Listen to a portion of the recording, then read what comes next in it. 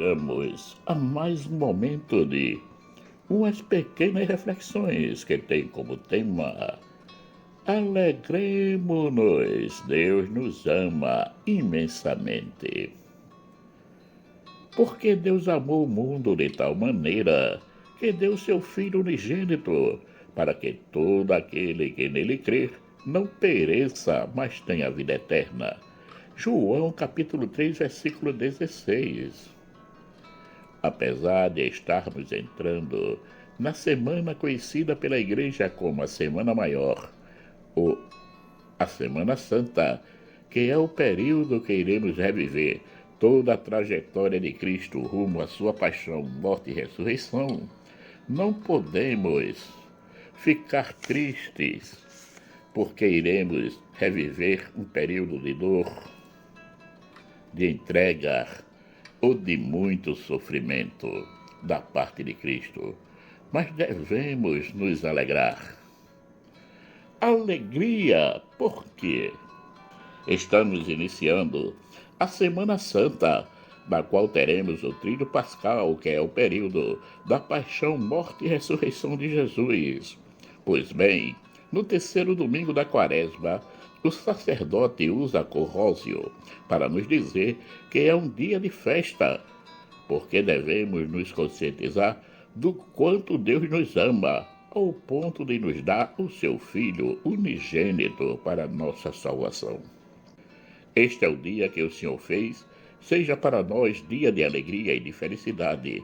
Salmo capítulo 117 e 118, versículo 24. Que belo convite o salmista nos faz, porque não aproveitá-lo? No Evangelho, encontramos a passagem do diálogo que Jesus tem com Nicodemos, ele que era príncipe dos judeus. E como não queria ser visto em contato com Jesus abertamente, o procura durante a noite e diz que acredita nas suas palavras. Jesus, vendo a sua ansiedade e desejo de segui-lo, lhe diz: na verdade te digo que aquele que não está nascer de novo não pode ver o reino de Deus. João capítulo 3, versículo 3. Nicodemos era um homem de estudo, mas não conseguia atingir o pensamento de Jesus e lhe diz: como pode um homem nascer sendo velho? Pode, porventura, tornar a entrar no ventre de sua mãe e nascer? João capítulo 3, versículo 4. Jesus lhe responde: na verdade te digo, que aquele que não nascer da água e do Espírito não pode entrar no reino de Deus. O que é nascido da carne é carne, o que é nascido do Espírito é Espírito. Não te maravilhes de te ter dito: necessário vós é nascer de novo. O vento assopra onde quer e ouve a sua voz, mas não sabes de onde vem, nem para onde vai. Assim é todo aquele que é nascido do Espírito. João capítulo 3, versículos 5 e 8. Portanto, é preciso nascer de novo, isto é, converter-se. Nicodemos foi encontrar-se com Jesus à noite. Ele tinha os seus motivos, inclusive, apesar de ter medo em ser visto com Jesus, ele foi um dos que não fugiu no alto do Calvário, porque daqueles que seguiam Jesus, com exceção de João, todos fugiram com medo. Foi ele, junto com José de Arimateia, que tiraram e levaram o corpo de Jesus para o sepulcro. Qual a diferença que existe entre Nicodemos e alguns de nós em relação ao relacionamento com Jesus? Como foi dito, ele não queria ser visto pessoalmente com Jesus, mas lhe era fiel. Quanto a nós, o que se vê é um comportamento que queremos compreender os mistérios de Deus, inclusive da vida de Jesus, mas não queremos nos comprometer com a sua missão, a igreja. Eis a diferença, o comprometimento. Achamos bonito e até gostamos de ser tratados como pessoas de igreja, mas o comprometimento é falho, isto é, fazemos as coisas muito mais para sermos vistos do que acolher e amar Jesus concretamente nas ações que devemos ter na comunidade. Ainda bem que Jesus está sempre atento à sua igreja e não deixa que ela seja maculada pelos nossos caprichos e as nossas vaidades. Por isso que ele nos mostra um novo caminho a seguir. Enquanto estamos sempre brigando com as nossas dicotomias, isto é, em a coragem e o medo, a coerência e a incoerência, a resistência e a fraqueza, Jesus nos mostra uma nova estrada, que é a do respeito, que abraça as nossas fragilidades, e a confiança, que acolhe a nossa fraqueza e a transforma em fonte de amor e de doação. Jesus acredita em nós. Para ele, o mais importante não é o fim do túnel, mas a nossa caminhada em direção ao fim desse túnel. Porque para ele, o importante é o propósito que nós fazemos quando iniciamos a caminhada. Isto é de grande importância para nós, porque imagine que iniciamos a caminhada em direção à meta, que está lá no final do túnel. Mas durante o percurso, nos acontece algo que nos impede de darmos continuidade à caminhada. Todos os esforços feitos até aquele momento não valerão de nada só porque não atingimos a meta? Jesus não vê as coisas com os olhos humanos. Ele vê com os olhos misericordiosos de Deus, que procura ver os propósitos do coração e não os da mente, que muitas vezes são enganosos. Como nos diz o ditado, de bons pensamentos o inferno está cheio. Jesus não nos cobra nada, ele apenas quer de nós o passo que poderemos dar a cada momento presente. É no esforço do passo a passo, dia a dia, que chegaremos à meta. Que alegria, que felicidade em saber que Deus nos ama assim como somos, pecadores, porém capazes de amar e de sair de si mesmo e de lançar-se concretamente no amor ao irmão. Ele nos ama gratuitamente e espera de nós que façamos o mesmo em relação aos nossos próximos. A graça da salvação nos foi dada por Deus como puro dom do seu amor por nós. Quando ele enviou seu Filho unigênito, não foi para nos condenar, mas para nos salvar. Está aí o motivo para nunca baixarmos a cabeça e nos sentirmos fracos na fé, tristes na caminhada, últimos dos últimos, porque não conseguimos corresponder ao desígnio de Deus na nossa vida em determinados momentos. Sabemos muito bem que não é Deus que condena o homem, mas ele mesmo, o homem que se distancia das graças e das bênçãos de Deus na sua vida, negando-se a aceitar a salvação.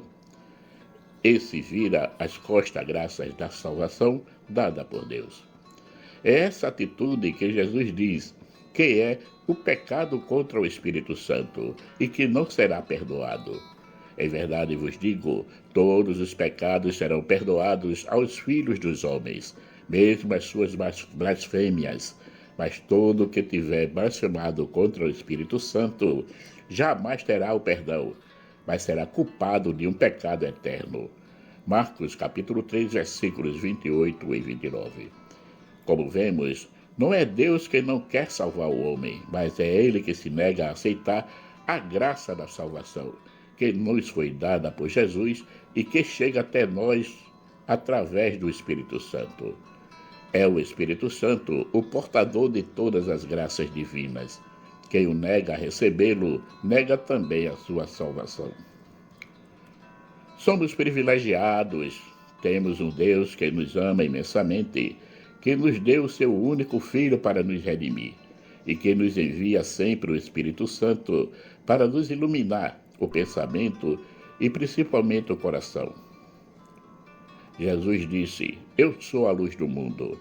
Quem me segue não andará em trevas, mas terá a luz da vida. João capítulo 8, versículo 12. Então, se acolhemos a luz, somos salvos. Se não a acolhemos, seremos condenados. Tudo vai depender de nós, porque para Deus só existe um caminho, o da porta estreita, que nos leva à salvação.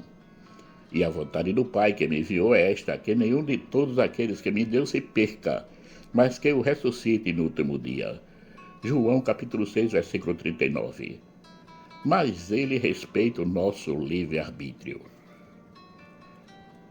Por sermos um ser racional e livre, Deus não interfere nas nossas escolhas, mas procura nos orientar quantos aos passos que estamos no caminho certo, ou estamos tomando um caminho que nos levará à perdição. Essa orientação nos é dada de várias maneiras. Através de uma conversa com alguém, um acontecimento que nos leva a refletir sobre o que estamos fazendo, uma leitura da Sagrada Escritura que nos chama a atenção da coincidência do texto com o fato que estamos vivendo. São muitas as maneiras que Jesus nos fala. Tudo isso para mostrar o quanto Deus nos quer bem e nos ama imensamente. Jesus nos amou tanto que, além de ter dado a vida por nós, nos deixou a Santíssima Eucaristia, que nos fortalece e nos ajuda na caminhada rumo à meta. Veja como se comporta uma alma que reconhece o imenso amor de Deus por nós.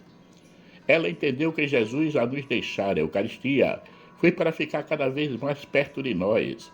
Foi para ter um relacionamento estreitíssimo conosco, no fundo do coração. Enquanto houver a Eucaristia, nunca estarei sozinha. Enquanto houver o sacrário, eu não terei solidão. Palavras de Chiara Lubick, fundadora do Movimento dos Focolares. Portanto, irmãos e irmãs, alegremo-nos. Deus nos ama imensamente. Vamos dizer isso em todos os lugares que frequentarmos. Vamos espalhar esse amor que Deus tem por nós e dizer a todas as pessoas que encontramos no nosso caminho que Deus a ama imensamente. Vamos aproveitar esse período da Semana Santa, no qual nos procuramos vivenciar com mais ardor os ensinamentos de Cristo, nos preparando bem para o tríduo pascal, paixão, morte e ressurreição de Jesus. Que ninguém tem maior amor do que este, de dar alguém a sua vida pelos seus amigos. João capítulo 15, versículo 13. Se Deus nos ama imensamente, não podemos fazer a menos, devemos amar os nossos irmãos na mesma medida. Que vos ameis uns aos outros, como eu vos amei, a vós, que também vós uns aos outros vos ameis. João capítulo 13, versículo 34. Que belo programa temos para nos prepararmos para a vivência do tríduo pascal, procurando amar concretamente cada irmão, que se aproximar de nós em cada momento presente da vida. Marcos Laurentino.